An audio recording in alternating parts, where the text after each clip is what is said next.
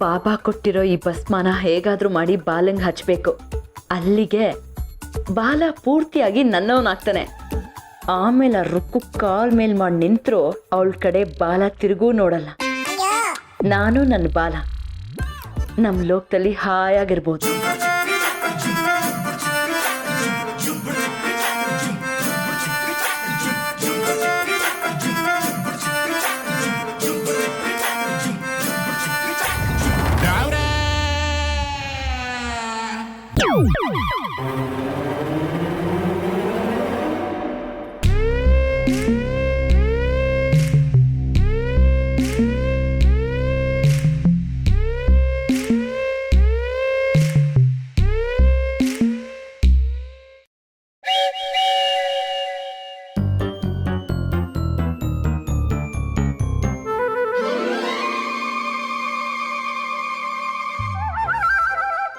ಸದ್ಯ ಎಲ್ರೂ ಮಲಗಿದ್ದಾರೆ.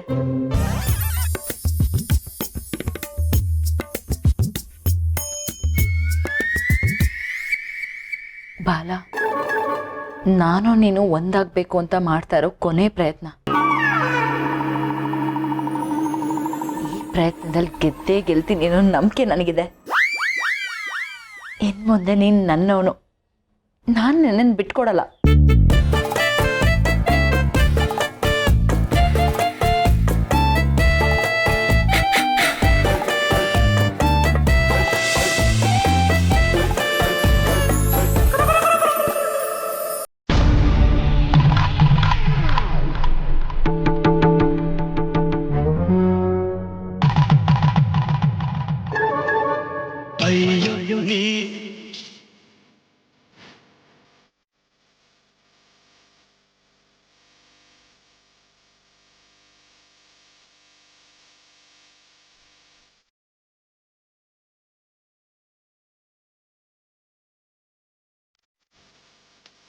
ದಿವ್ಯಾ, ನನ್ನ ಜೀವ ಪ್ರಾಣ. ದಿವ್ಯಾ,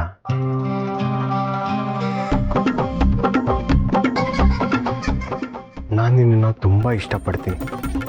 ನನಗೂ ನಿನ್ನಿಂದ ದೂರ ಹೋಗೋದಕ್ಕೆ ಇಷ್ಟ ಇಲ್ಲ. ಅಂದ್ರೆ ಬಾಬಾ ಮದ್ದು ವರ್ಕ್ ಆಗ್ತಿದೆ. ನನ್ನ ಜೀವನದಲ್ಲಿ ನೀನಿಲ್ಲದೆ ನಾನು ಎಷ್ಟು ಒದ್ದಾಡ್ತಾ ಇದ್ದೀನಿ ಗೊತ್ತಾ? ನನಗೆ ನೀನು ಬೇಕು ದಿವ್ಯಾ. ನಾವು ಮತ್ತೆ ಮೊದಲಿನ ಥರ ಆಗಬೇಕು. ನಾವು ಹತ್ರ ಆಗೋ ಸಮಯ ಬಂದಿದೆ ಬಾಲ. ನೀನೇನೋ ಯೋಚನೆ ಮಾಡಬೇಡ. ನಮ್ಮಿಬ್ರು ಮಧ್ಯೆ ಇರೋ ಕಂದಕ ದೂರ ಆಗಿ ನಾವಿಬ್ರು ಮತ್ತೆ ಚೆನ್ನಾಗಿರ್ತೀವಿ. ಅದನ್ನ ಬೇರೆಯವ್ರು ನೋಡಿ ಹೊಟ್ಟೆ ಹೊರ್ಕೊಂಡು ಸಾಯ್ಬೇಕು.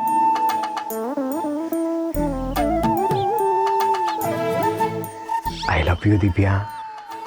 ಬಾಲ, ಐ ಲವ್ ಯು ಟು.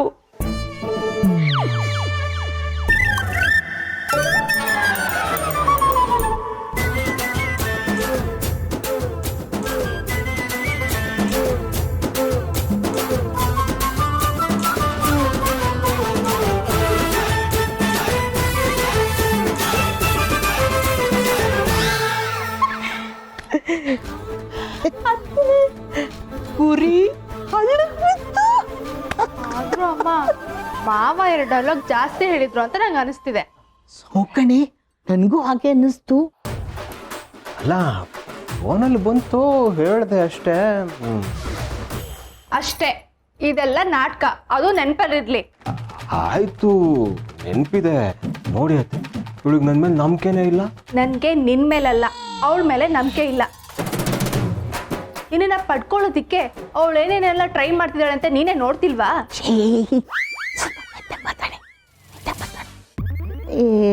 ಇವನೇನೇ ಹೇಳಿದ್ರು, ಅವಳು ಏನೇ ಮಾಡಿದ್ರು, ಬಾಲ ಯಾವತ್ತಿದ್ರು ನಿನ್ ಗಂಡ ಕಡೆ. ಇದಕ್ಕೆ ಗ್ಯಾರಂಟಿ ಈ ಅಜ್ಜಿ. ಅತ್ತೆ, ನೀವು ಆಗಾಗ ದಿವ್ಯನ್ ನಾಟಕ ಕರ್ಗೋದ್ ಬಿಡಿ. ಆಮೇಲೆ ರುಕ್ಕುನು ಈ ತರ ಪ್ರಶ್ನೆ ಕೇಳೋದು ಬಿಡ್ತಾಳೆ ಅಲ್ವೇನ ರುಕ್ಕು? ಹಾಗೆ ಹೇಳಿ ಅಮ್ಮ, ಈಗ ಬೇರೆ ಮುತ್ತು ಕೊಟ್ಟು ಹೋಗಿದ್ದಾಳೆ. ಓ ಹಾಗೆಲ್ಲ ಏನಿಲ್ಲ ರುಕ್ಕು, ನೀನು ಸುಮ್ಮನೆ ಟೆನ್ಷನ್ ಮಾಡ್ಕೋಬೇಡ, ಮಲ್ಕೋ. ಮಿಕ್ಕಿದ ಬೆಳಗ್ಗೆ ನೋಡ್ಕೊಳ್ಳೋಣ. Good night.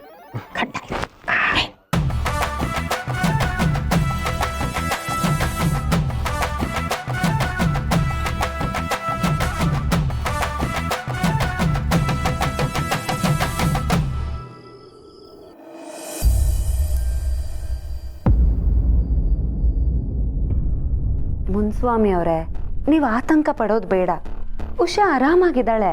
ಅವಳು ನನ್ನ ಜವಾಬ್ದಾರಿ. ನೀವು ಯಾಕೆ ಸುಮ್ಮನೆ ಟೆನ್ಷನ್ ಮಾಡ್ಕೋತೀರಾ? ಬೇಕಿದ್ರೆ ನೀವು ಇಲ್ಲೇ ಬಂದಿದ್ಬಿಡಿ, ನಾನು ಅತ್ತೆ ಮಾವನ ಹತ್ರ ಮಾತಾಡ್ತೀನಿ. ನನಗೆ ನಿಮ್ಮ ಆತಂಕ ಅರ್ಥ ಆಗತ್ತೆ. ಸತ್ಯ ಸತ್ಯ ಮುನ್ಸ್ವಾಮಿ ಅವರೇ, ನಾನು ನಿಮಗೆ ಫೋನ್ ಮಾಡ್ತೀನಿ. ಅತ್ತೆ ಏನಾಯ್ತು? ಯಾಕೆ ಇಷ್ಟೊಂದು ಗಾಬರಿ ಆಗಿದ್ದೀರಾ? ಅದು ಕೆಳಗಡೆ ಪ್ರೆಸ್ನವ್ರು ಬಂದಿದ್ದಾರೆ. ಅವ್ರಾ? ಯಾಕೆ? ಉಷಾನ ಹತ್ರ ಮಾತಾಡ್ಬೇಕಂತೆ, ಅವಳನ್ನ ನೋಡ್ಬೇಕಂತೆ. ಚೆಲ್ಲಿದಾಳ ಅವಳು. ಆಯ್ತು, ನೀವು ಗಾಬರಿ ಆಗಬೇಡಿ. ಅಲ್ಲ ಸತ್ಯ, ಯಾವ ವಿಷಯ ಆಚೆ ಬರಬಾರ್ದು ಅನ್ಕೊಂಡಿದ್ವೋ ಅದೇ ಆಗ್ತಿದ್ಯಲ್ಲ. ಅತ್ತೆ, ನಾನು ಇದನ್ನು ಹ್ಯಾಂಡಲ್ ಮಾಡ್ತೀನಿ. ಅಲ್ಲ ಆದ್ರೆ ಪಾಪ ಉಷಾ. ಅವಳ ಹತ್ರ ಮಾತಾಡಿ ಅವಳನ್ನ ಪ್ರಿಪೇರ್ ಮಾಡಿ ಕರ್ಕೊಂಡು ಬರ್ತೀನಿ. ಅಲ್ಲ ಸತ್ಯ, ಆ ಮೀಡಿಯಾದವರು ಪಾಪ ಉಷಾನ ಅದೇನು ಪ್ರಶ್ನೆ ಕೇಳ್ತಾರೋ ಏನ್ ಹೇಳ್ತಾರೆ. ನಾವು ಅದಕ್ಕೆ ಪ್ರಿಪೇರ್ ಆಗಿರ್ಬೇಕು ಅತ್ತೆ. ಈಗ ಪರಿಸ್ಥಿತಿ ಕೈ ಮೀರಿ ಹೋಗಿದೆ, ನಾವು ಅದನ್ನು ಎದುರಿಸ್ಬೇಕಷ್ಟೆ. ನಾನು ಉಷಾ ಹತ್ರ ಮಾತಾಡಿ ಅವಳನ್ನ ಕರ್ಕೊಂಡು ನೀವು ಯೋಚನೆ ಮಾಡಿ.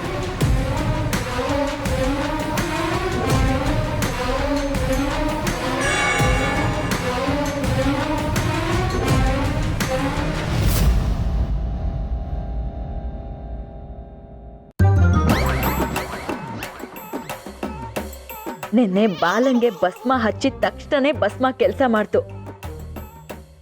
ಈಗ ಬಾಲನ್ನ ಅದೆಷ್ಟು ವಶಪಡಿಸ್ಕೊಂಡಿದೆ ಅಂತ ತಿಳ್ಕೊಳ್ಳೋ ಟೈಮ್. ಬೆಳಗಾಗಿ ನಾನೆದ್ದು ಅಜ್ಜಿ ಕಾಫಿ ತಗೊಳ್ಳಿ. ಕಾಫಿ ತಂದ್ಯಾ? ತುಂಬ ಥ್ಯಾಂಕ್ಸ್ ಕಣೆ. ಮೊದಲು ನಿಮ್ಮ ಮಾವನ ಕೊಡು. ಬೆಳಗ್ಗೆ ನಿನ್ನ ಕೈಯಿಂದ ಕಾಫಿ ಕುಡಿಲಿಲ್ಲ ಅಂದರೆ ಆ ಜೀವ ಪರ್ದ ಆಡ್ತಾ ಇರುತ್ತೆ. ತಿನ್ನೋದೇ ಶುರು ಆಗಲ್ಲ ಕಣೆ.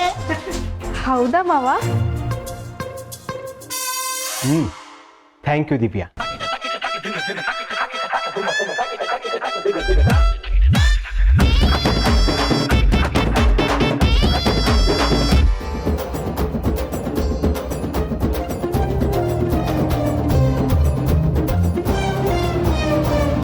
ಬಾಲ ನನ್ನ ಹೆಸರು ಹೇಳಿದ್ನಾ? ರುಕ್ಕು ಅನ್ನೋ ಬದಲು ದಿವ್ಯಾ ಅನ್ನ. ವಾವ್! ಅಂದ್ರೆ ಮಂತ್ರವಾದಿ ಕೊಟ್ಟಿರೋ ಔಷಧಿ ಸರಿಯಾಗೆ ವರ್ಕ್ ಆಗ್ತಿದೆ. ಏ ಬಾಲ, ಏನಾಗಿದ್ಯಾ ನಿನಗೆ? ರುಕ್ಕು ಕಷ್ಟಪಟ್ಟು ಕಾಫಿ ಮಾಡ್ಕೊಂಡು ಬಂದ್ರೆ ಕೆಲ್ಸಕ್ಕೆ ಬರ್ದಿರೋ ದಿವ್ಯನ ಹೆಸರು ಹೇಳ್ತೀಯಾ? ಇಲ್ಲ ಜಿ, ನಾನು ರುಕ್ಕು ಅಂತಾನೆ ಅಂದಿದ್ದು. ಇಲ್ಲ ಮಾವ, ನೀನು ನನ್ನ ಹೆಸರು ಹೇಳಿಲ್ಲ, ಆ ದಿವ್ಯನ ಹೆಸರು ಹೇಳಿದ್ದು. ಇಲ್ಲ ರುಕ್ಕು, ಅವಳ ಹೆಸರು ನಾನು ಯಾಕಂದ್ಲಿ? ನಮ್ಮ ಪ್ರಶ್ನೆನೂ ಅದೇ ಹೇಳಿ ಅಂದ್ರೆ, ದಿವ್ಯನ ಹೆಸರು ಹೇಳಿದ್ದನ್ನ ನಾವುಗಳೇ ಕಿವಿಯಾರ ಕೇಳಿಸ್ಕೊಂಡಿದ್ದೀವಿ. ಈಗ ನೋಡಿದ್ರೆ ಇಲ್ಲ ಅಂತಿದ್ದೀರಾ. ಪಾಪ ಈ ಮಗು ನಿಮ್ ಬಗ್ಗೆ ಎಷ್ಟೊಂದು ಪ್ರೀತಿ ಇಟ್ಕೊಂಡಿದೆ. ಈಗ ನೋಡಿದ್ರೆ ಇವಳು ಎದುರಿಗೇನೆ ಅವಳ ಹೆಸರು ಹೇಳ್ತಿದ್ದೀರಾ. ಇವಳಿಗೆ ಬೇಜಾರಾಗಲ್ವಾ? ಮಾವ, ನೀನ್ ಹೀಗ್ ಮಾಡ್ತೀಯ ಅಂತ ನಾನು ಅನ್ಕೊಂಡಿರ್ಲಿಲ್ಲ. ಏ ರುಕ್ಕು, ಏ ರುಕ್ಕು, ಇನ್ಮೇಲೆ ಬಾಲನ್ ಬಾಯಲ್ಲಿ ಬರೋ ಹೆಸರು ನಂದೇ.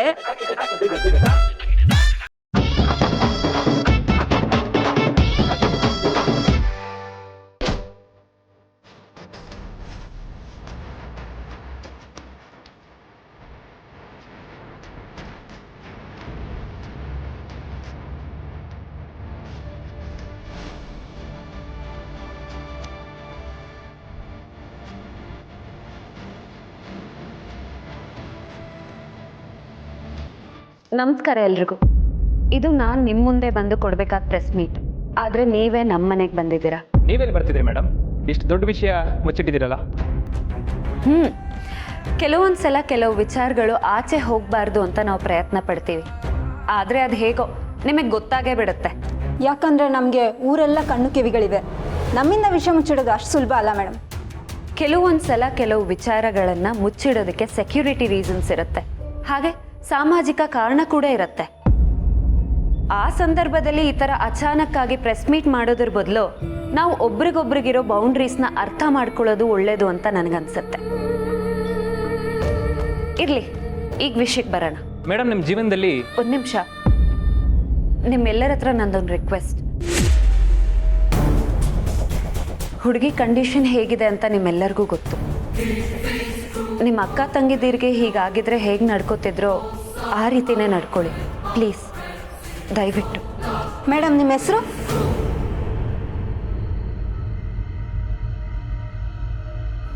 ಉಷಾ. ಇದು ಯಾವಾಗ ನಡೀತು? ಒಂದು ವಾರದ ಕೆಳಗಡೆ. ಆ ವ್ಯಕ್ತಿಗೂ ನಿಮಗೂ ಮೊದಲೇ ಪರಿಚಯ ಇತ್ತಾ? ಇಲ್ಲ. ಅವ್ರು ನಿಮ್ಮನ್ನು ಹೇಗೆ ಬಂದು ಅಪ್ರೋಚ್ ಮಾಡಿದ್ರು? ಈ ಘಟನೆ ನಡೆಯುವಾಗ ಅವರೊಬ್ಬರೇ ಇದ್ರಾ? ಈ ಘಟನೆ ಬಗ್ಗೆ ವಿವರಿಸ್ಬೋದಾ? ನಾನು ನಿಮಗೆ ಮೊದಲೇ ಹೇಳಿದೆ ಸ್ವಲ್ಪ ಸೂಕ್ಷ್ಮವಾಗಿ ಪ್ರಶ್ನೆ ಕೇಳಿ ಅಂತ. ನೀವಿದು ಯಾವ ರೀತಿ ಪ್ರಶ್ನೆ ಕೇಳ್ತಿದ್ದೀರಾ? ಹೀಗೆಲ್ಲ ಕೇಳಿದ್ರೆ ಆ ಹುಡುಗಿ ಹೇಗೆ ತಡ್ಕೋಬೇಕು ಹೇಳಿ? ಅವಳು ಮೊದಲೇ ನೋವಲ್ಲಿದ್ದಾಳೆ, ಅವಳ ಮೇಲೆ ಹಾವೆಸೆಬೇಡಿ. ಮೇಡಮ್, ನಾವು ನಮ್ಮ ಕರ್ತವ್ಯ ಮಾಡ್ತಿದ್ದೀವಿ ಅಷ್ಟೇ, ಅದಕ್ಕೆ ಅಡ್ಡಿ ಮಾಡಬೇಡಿ. ಮೀಡಿಯಾ ಅಂದ ಮಾತ್ರಕ್ಕೆ ಮನುಷ್ಯತ್ವನ ಮರ್ತು ನಡ್ಕೋಬೇಕಾ? ಸ್ವಲ್ಪ ನಿಧಾನವಾಗಿ. ಉಷಾ ಅವರೇ, ಇವರೊಬ್ಬರೇ ಅಲ್ಲ, ಇನ್ನೂ ಸುಮಾರು ಜನ ಜೊತೆ ನಿಮ್ಮ ಫೋಟೋ ತಗ್ಲಾಕೊಂಡೆ. ಇದ್ರ ಬಗ್ಗೆ ನೀವೇನು ಹೇಳ್ತೀರಾ? ಏನ್ರಿ ಹೇಳ್ತಿದ್ದೀರಾ?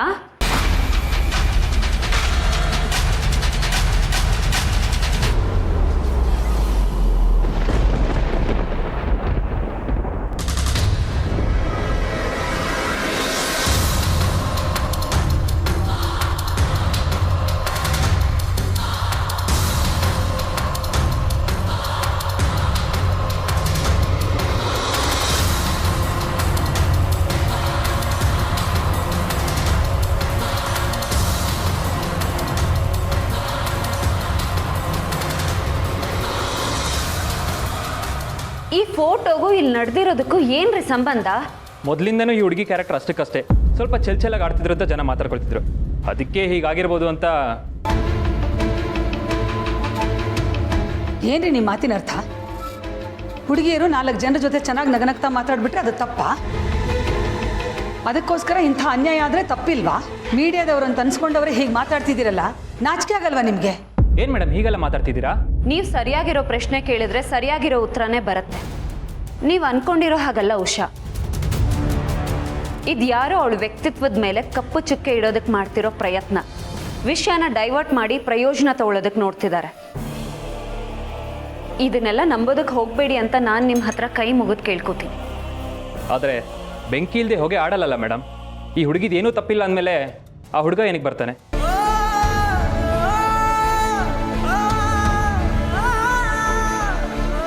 ಮೇಡಮ್ ನಿಂತ್ಕೊಳ್ಳಿ.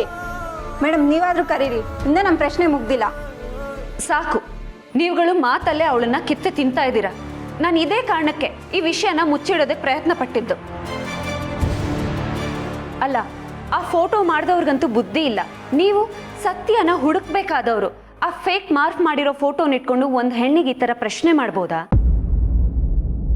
ನಾಳೆ ನಿಮ್ಮ ಮನೇಲೂ ಹೀಗೆ ಏನಾದರೂ ಆದರೆ ಅವ್ರಿಗೂ ಇದೇ ಥರ ಪ್ರಶ್ನೆ ಕೇಳ್ತೀರಾ?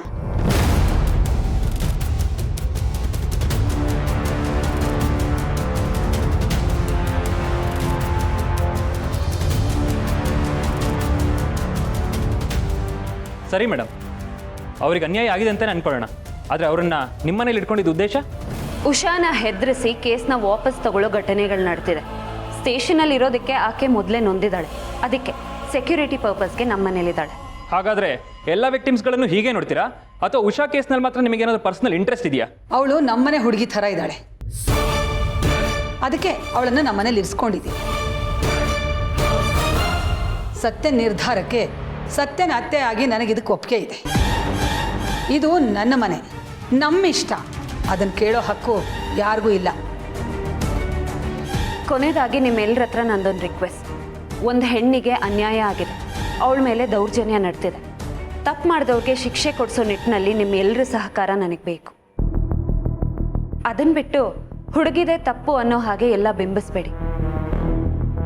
ಯಾವ ಹುಡುಗಿರು ಇಂಥ ವಿಚಾರದಲ್ಲಿ ತಪ್ಪು ಮಾಡೋದಕ್ಕೆ ಸಾಧ್ಯನೇ ಇಲ್ಲ. ಇಷ್ಟು ಟೈಮಿಂದ ನನ್ನನ್ನು ನೋಡಿದ್ದೀರಾ, ಅದಕ್ಕೋಸ್ಕರನಾದರೂ ನೀವು ನನಗೆ ಸಹಕಾರ ಕೊಡಲೇಬೇಕು. ಇತ್ತೀಚೆಗೆ ಮನೆಯಿಂದ ಹೆಣ್ಮಕ್ಳನ್ನ ಆಚೆ ಕಳ್ಸೋಕ್ಕೆ ಭಯ ಆಗುತ್ತೆ. ಇದೆಲ್ಲ ನಿಲ್ಲಬೇಕು ಅಂದರೆ ಸಮಾಜದಲ್ಲಿ ಶಿಕ್ಷೆಯ ಭಯ ಹುಟ್ಟಬೇಕು. ಇಂಥ ಕೃತ್ಯಗಳನ್ನ ಕಿತ್ತಾಕಿ ಒಂದು ಒಳ್ಳೆ ಸಮಾಜನ ಕಟ್ಟಬೇಕು. ಅದಕ್ಕೆ ನಿಮ್ಮೆಲ್ಲರ ಸಹಕಾರ ಬೇಕು. ದಯವಿಟ್ಟು ಸಹಾಯ ಮಾಡಿ. ನಾವು ನಮ್ಮ ಡ್ಯೂಟಿ ಮಾಡ್ತಿದ್ವಿ ಮೇಡಮ್. ನಮ್ಮ ಸಪೋರ್ಟ್ ಯಾವಾಗಲೂ ನಿಮ್ಮ ಕಡೆ ಇರುತ್ತೆ. All the best. ನಮ್ಮಿಂದ ನಿಮಗೆ ಏನೇ ಸಹಾಯ ಬೇಕಾದರೂ ಹೇಳಿ ಮೇಡಮ್, ಖಂಡಿತ ಮಾಡ್ತೀನಿ.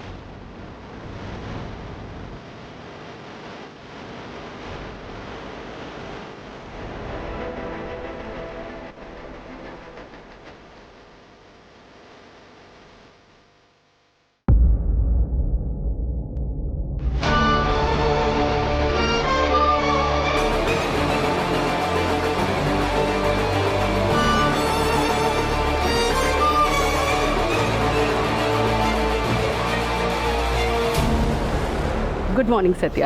Good morning madam.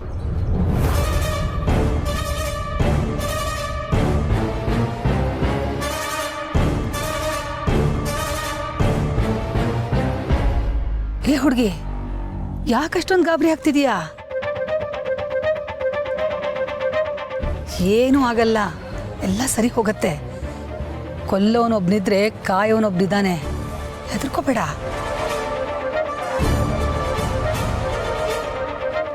ಯಾಕಿಷ್ಟು ಟೆನ್ಷನಲ್ಲಿ ಇದ್ದೀರಾ ಸತ್ಯ? ಆರಾಮವಾಗಿರಿ. ತುಂಬ ಕಷ್ಟಪಟ್ಟು ಇಲ್ಲಿವರೆಗೂ ಬಂದಿದ್ದೀವಿ. ಎಲ್ಲ ನಾವು ಅನ್ಕೊಂಡಂಗೆ ಆಗುತ್ತೆ ಅಲ್ವಾ? ಈ ನ್ಯಾಯಾಲಯದಲ್ಲಿ ನಮ್ಮ ಉಷಾಗ್ ನ್ಯಾಯ ಸಿಗುತ್ತೆ ಅಲ್ವಾ? ಹರ್ಷಿತ್ ಅನ್ನೋ ಮೃಗಕ್ಕೆ ಶಿಕ್ಷೆ ಆಗತ್ತಲ್ವಾ ಮೇಡಮ್? ನಿಮ್ಗೆ ಯಾಕೆ ಈಗ ಈ ಡೌಟು?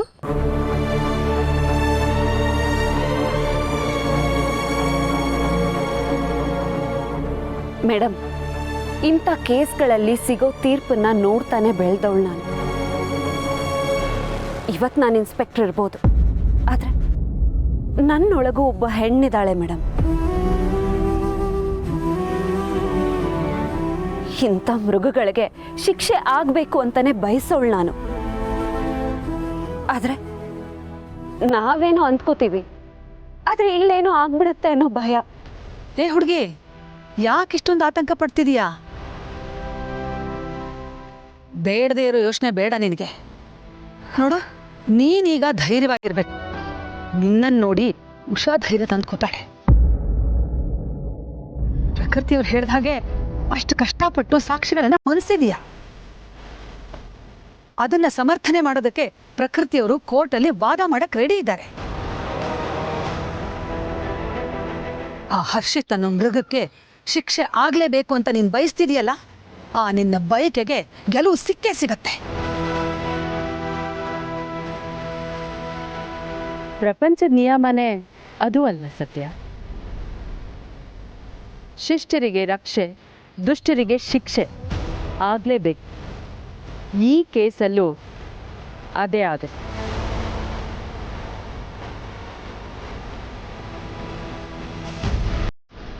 ಹೇ ಹುಡುಗಿ, ಲಾಯರೇ ಅಷ್ಟೊಂದು ಭರವಸೆ ಕೊಟ್ಮೇಲೆ ಇನ್ನು ಯಾವುದ್ರ ಬಗ್ಗೆ ಚಿಂತೆ ನಿನಗೆ? ಸತ್ಯ ಅವರೇ, ನಮ್ಮ ಹತ್ರ ಎಲ್ಲ ಎವಿಡೆನ್ಸು ಪಕ್ಕಾ ಇದೆ. ಯೋಚನೆ ಮಾಡಬೇಡಿ. ಅಂದಹಾಗೆ ಉಷಾ ಎಲ್ಲಿದ್ದಾಳೆ? ಹಿಯರಿಂಗ್ ಇನ್ನೇನು ಶುರುವಾಗುತ್ತೆ. ಇನ್ನೇನು ಬಂದ್ಬಿಡ್ತಾರೆ ಮೇಡಮ್, ಆನ್ ದ ವೇ ಇದ್ದಾರೆ.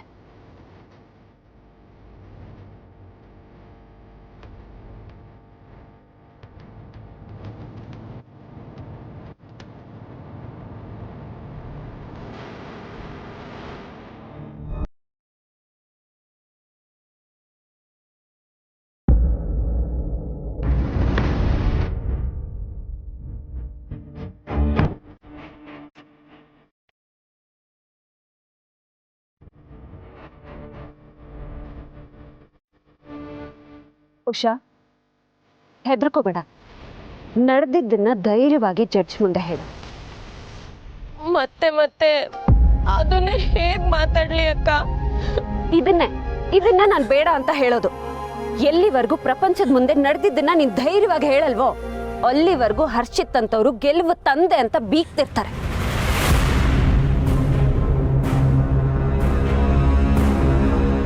ಹರ್ಷಿತ್ಗೆ ಶಿಕ್ಷೆ ಆಗ್ಬೇಕೋ ಇಲ್ವೋ? ಹಾಗಿದ್ರೆ ನೀನು ಧೈರ್ಯವಾಗಿ ನಾನು ಹೇಳ್ದಾಗೆ ಮಾತಾಡಲೇಬೇಕು. ಉಷಾ, ಹೆದರ್ಕೋಬೇಡ, ಧೈರ್ಯವಾಗಿರು. ಕಾನೂನಿರೋದೇ ನಮ್ಮಂಥವ್ರನ್ನ ಕಾಪಾಡೋದಕ್ಕೆ. ನಂದಿನಿ, ಅತ್ತೆ, ಉಷನ್ ಕರ್ಕೊಂಡು ಹೋಗಿ.